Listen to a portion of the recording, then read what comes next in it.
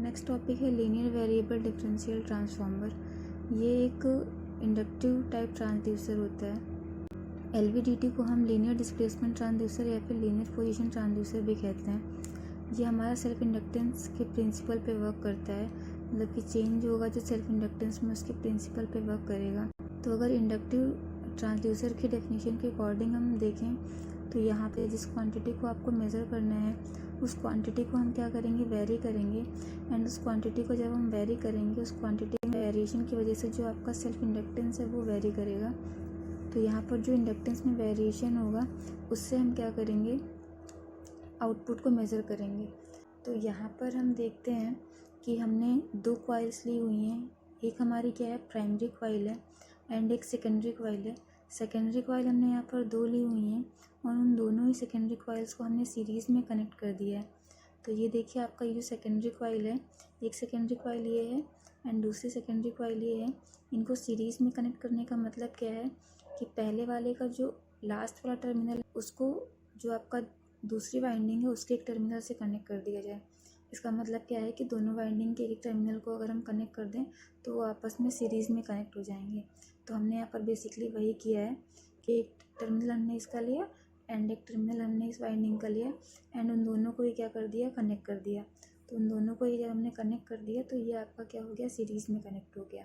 अब यहाँ पर देखिए, इसको अगर हम कह दें ये प्राइमरी वाइंडिंग है एंड ये आपका क्या है, सेकेंडरी वाइंडिंग है। तो इसको हम कह रहे हैं ये S1 है एंड ये S2 है, secondary winding S2।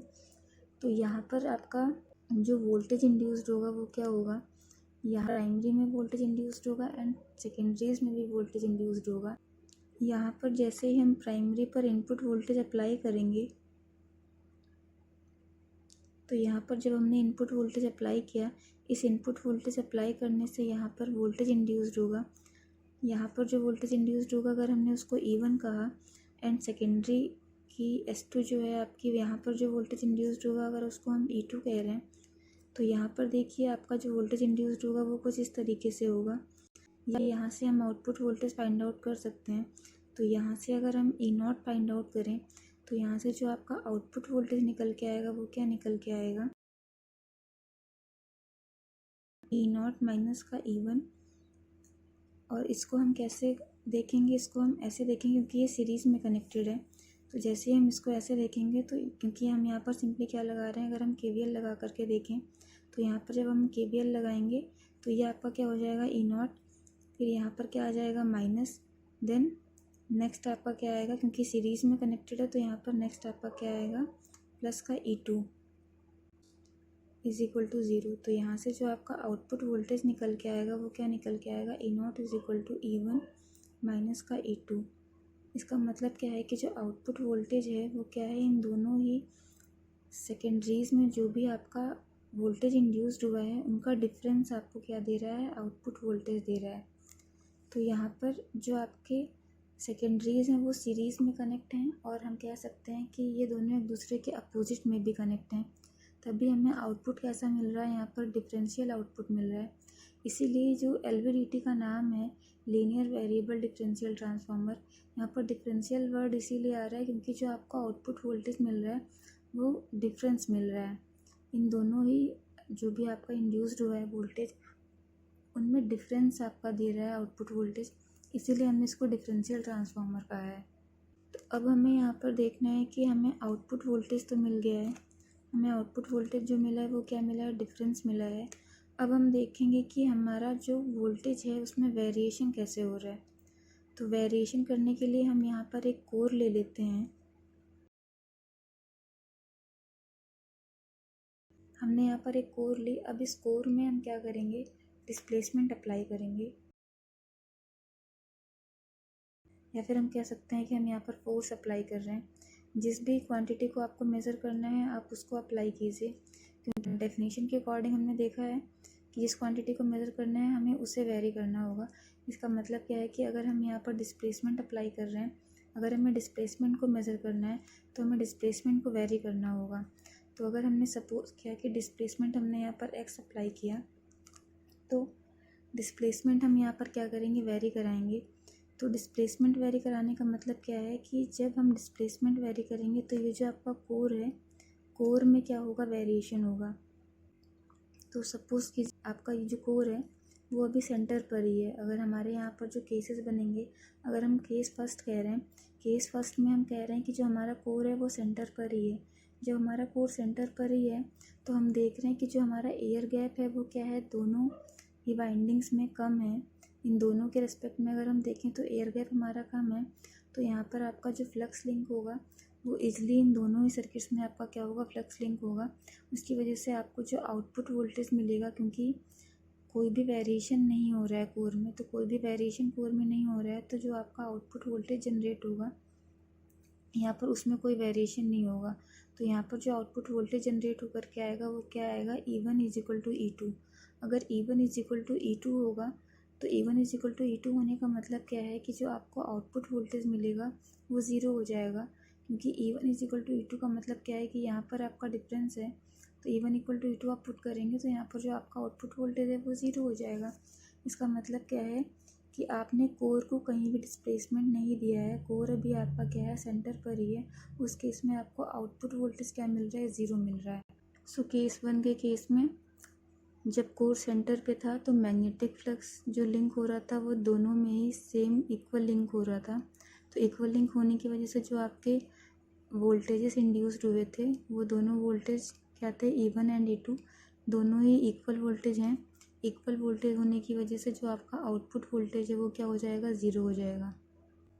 Next case में अगर हम कोर को ऊपर की साइड मूव करें, ऊपर की साइड मूव करने का मतलब क्या है कि अगर हम डिस्प्लेसमेंट को इंक्रीज़ करें, डिस्प्लेसमेंट को इंक्रीज़ करें एंड डिस्प्लेसमेंट इंक्रीज़ करने से कोर अगर ऊपर की साइड शिफ्ट हो रहा है, कोर ऊपर की साइड शिफ्ट होने का मतलब क्या है कि जैसे ये पूरी की पूरी कोर अगर ऊपर की साइड शिफ्ट होगी, ऊपर की साइड शिफ्ट होने का मतलब है कि अगर यहाँ पर आपका एयर गैप, क्योंकि ये ऊपर की ओर अगर शिफ्ट हो रही है तो यहाँ पर एयर गैप बढ़ने लगेगा।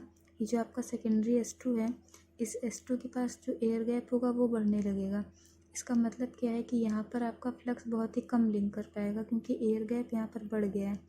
और यहाँ पर आप देखें कि कोर आपका ऊपर की ओर शिफ्ट कर रहा है तो एयर गैप यहाँ पर कम हो रहा है। तो एयर गैप अगर यहाँ पर कम है तो फ्लक्स यहाँ पर ज़्यादा लिंक करेगा। तो अगर यहाँ पर सेकेंडरी S1 के साथ अगर ज़्यादा फ्लक्स लिंक कर रहा है, इसका मतलब क्या है कि इस केस में आपका जो वोल्टेज इंड्यूस्ड हो रहा है सेकेंडरी S1 पर वो ज़्यादा इंड्यूस्ड होगा इन कंपैरिजन टू S2, क्योंकि यहाँ पर एयर गैप आपका ज़्यादा हो गया है। एयर गैप ज़्यादा होने से यहाँ पर रिलक्टेंस बढ़ गया है, तो यहाँ पर फ्लक्स जो लिंक करेगा वो बहुत ही कम लिंक कर पाएगा।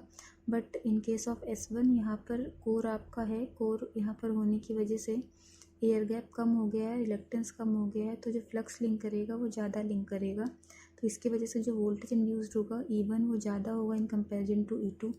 तो इस केस में जब आपका E1 ज़्यादा होगा तो यहाँ से हम देख रहे हैं कि जब E1 ज़्यादा होगा तो जो आउटपुट वोल्टेज है वो E1 की फेज़ में होगा। तो हम कह सकते हैं कि output voltage is equal to E1 होगा। सो यहाँ पर जो हमारा आउटपुट वोल्टेज है वो E1 के इक्वल होगा। नेक्स्ट केस अगर हम देखें कि कोर हमारा डाउन साइड शिफ्ट कर रहा है, कोर नीचे साइड शिफ्ट करने का मतलब क्या है कि हम ये जो डिस्प्लेसमेंट अप्लाई कर रहे हैं, डिस्प्लेसमेंट अगर हम डिक्रीज़ करें, डिस्प्लेसमेंट अगर हम डिक्रीज़ करें तो कोर हमारा क्या है, नीचे की ओर शिफ्ट हो रहा है। कोर अगर नीचे की ओर शिफ्ट हो रहा है तो हम कह सकते हैं कि यहाँ पर हमारा जो कोर है वो नीचे की ओर शिफ्ट हो रहा है, तो यहाँ पर जो आपका एयर गैप है वो बढ़ जाएगा। सेकेंडरी S1 के पास जो एयर गैप है वो बढ़ जाएगा। एयर गैप बढ़ने से यहाँ पर जो फ्लक्स का लिंकेज होगा वो बहुत ही कम हो जाएगा। लेकिन अगर सेकेंडरी S2 पर देखें तो यहाँ पर कोर आपका क्या है, नीचे की ओर डाउन शिफ्ट हो रहा है। तो कोर डाउन शिफ्ट होने का मतलब है कि यहाँ पर आपका एयर गैप क्या है, कम ही रहेगा। एयर गैप यहाँ पर कम है तो यहाँ पर वोल्टेज या फिर हम कह सकते हैं कि जो फ्लक्स लिंक करेगा वो ज़्यादा लिंक करेगा। तो अगर यहाँ फ्लक्स ज़्यादा लिंक कर रहा है तो यहाँ पर जो वोल्टेज इंड्यूस्ड होगा वो ज़्यादा इंड्यूस्ड होगा इन कंपैरिजन टू S1। तो यहाँ पर आपका E2 ज़्यादा होगा E1 के कंपैरिजन में। इसका मतलब है कि हम कह सकते हैं कि जो आउटपुट वोल्टेज है आपका, ये जो आउटपुट वोल्टेज है वो E2 की फेज़ में ही होगा। इसलिए इस केस में जब आपका कोर डाउन शिफ्ट हो रहा है, नीचे की ओर शिफ्ट हो रहा है, तो जो आउटपुट वोल्टेज है वो E2 के फेज़ में ही होगा। इसका मतलब क्या है कि आउटपुट वोल्टेज हमारा कैसा होगा, नेगेटिव होगा।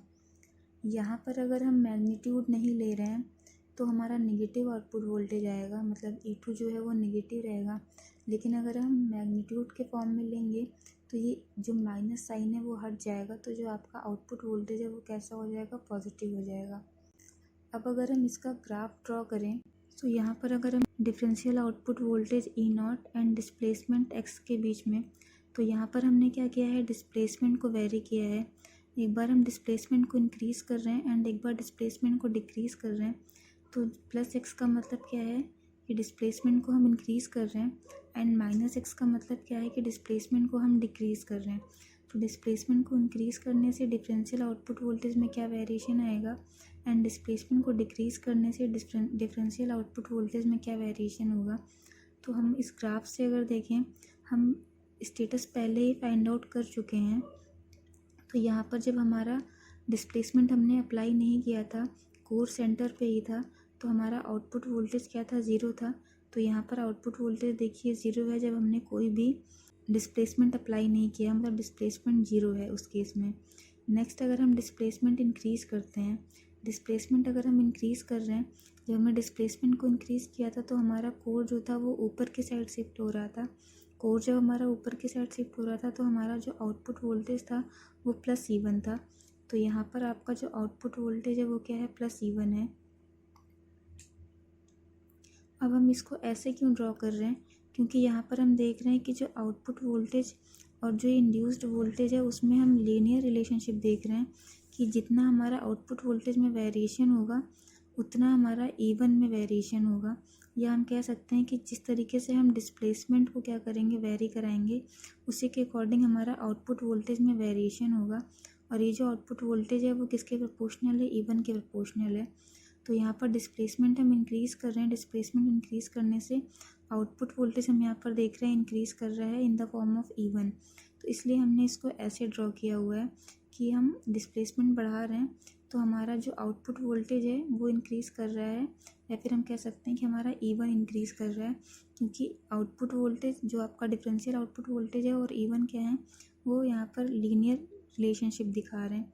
नेक्स्ट अगर हम बात करते हैं कि डिस्प्लेसमेंट को हम डिक्रीज़ करें, डिस्प्लेसमेंट को डिक्रीज़ करने का मतलब है कि जो हमारी कोर है वो अब डाउन साइड शिफ्ट होगी। कोर अगर हमारी डाउन साइड शिफ्ट होगी तो कोर के डाउन साइड शिफ्ट होने का मतलब क्या है कि हमारा यहाँ पर फ्लक्स लिंकेज ज़्यादा हो जाएगा, यहाँ पर कम हो जाएगा, तो E2 हमारा ज़्यादा हो जाएगा। तो यहाँ से हम देख रहे हैं कि E2 भी हमारा प्रोपोर्शनल है किसके, आउटपुट वोल्टेज के। यहाँ पर अगर हम मैग्नीट्यूड लें, मैग्नीट्यूड अगर हम लेंगे तो ये जो E2 है वो कैसा हो जाएगा, पॉजिटिव हो जाएगा। अगर हम मैग्नीट्यूड नहीं लेंगे तो हम इसको क्या कर सकते हैं, सीधे नीचे ड्रॉ कर सकते हैं E2 को।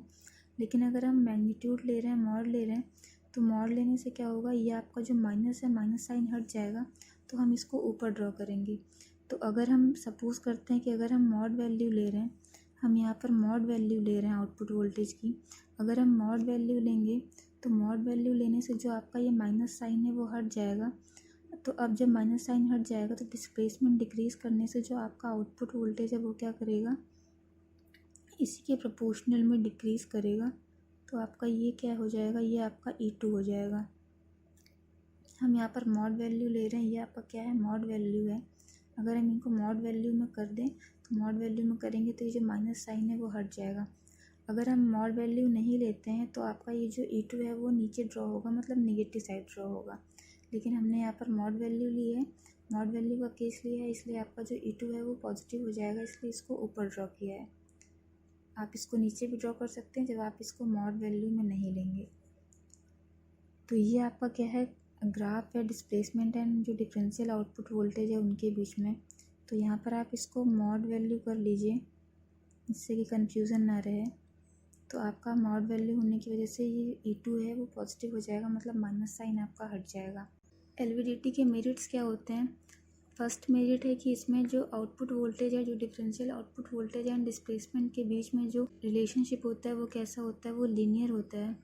नेक्स्ट इसका जो रिजोल्यूशन होता है LVDT का वो बहुत ही हाई होता है, मोर देन 10 mm होता है। नेक्स्ट जो इसका मेरिट है वो क्या है, हाई सेंसिटिविटी होती है, मोर देन 50 वोल्ट पर mm मतलब मिलीमीटर।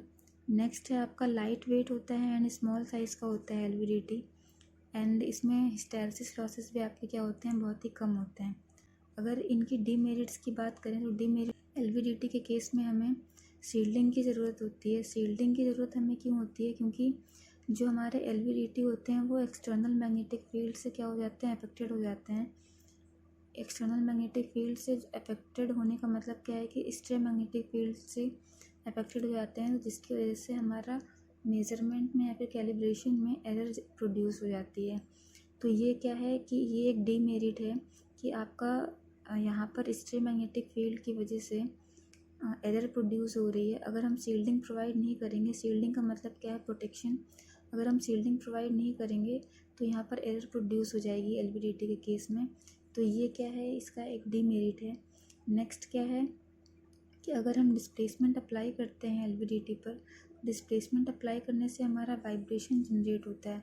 वाइब्रेशन अगर प्रोड्यूस हो रहा है तो वाइब्रेशन की वजह से हमारा परफॉर्मेंस अफेक्ट होता है। नेक्स्ट आपका जो डीमेरिट है वो क्या है कि इसकी जो एफिशिएंसी होती है वो टेम्परेचर से डिपेंड करती है, मतलब टेम्परेचर से अफेक्टेड होती है। नेक्स्ट है produces output with less power. यहाँ पर जो आपका एलवीडीटी है वो बहुत ही कम पावर पे आउटपुट जो है वो प्रोड्यूस कर देता है। नेक्स्ट डीमेरिट है कि टेम्परेचर अगर हम इंक्रीज़ करते हैं तो टेम्परेचर इंक्रीज़ करने से फेज शिफ्ट में चेंजमेंट देखने को मिलता है। तो ये जो फेज शिफ्ट में हम चेंजमेंट देख रहे हैं वो मतलब एक तरीके से प्रॉब्लम ही क्रिएट करता है। तो इस प्रॉब्लम को अगर हम डिक्रीज़ करना चाहते हैं तो हम वहाँ पर एक कैपेसिटर को प्लेस कर देंगे। कैपेसिटर क्या करेगा, ये जो फेज शिफ्ट की प्रॉब्लम आ रही है उसको क्या करेगा, रिमूव करेगा। नेक्स्ट अगर हम एप्लीकेशन की बात करें एलवीडीटी के, तो एलवीडीटी को हम इंडस्ट्रियल एप्लीकेशंस में यूज़ कर सकते हैं, लाइक एरोस्पेस में यूज़ कर सकते हैं, हजार्डस लोकेशन फाइंड आउट करने में कर सकते हैं, सैनिटरी में कर सकते हैं, सबमर्सिबल में कर सकते हैं, and high accuracy find out करने के लिए एलवीडीटी का यूज़ किया जा सकता है।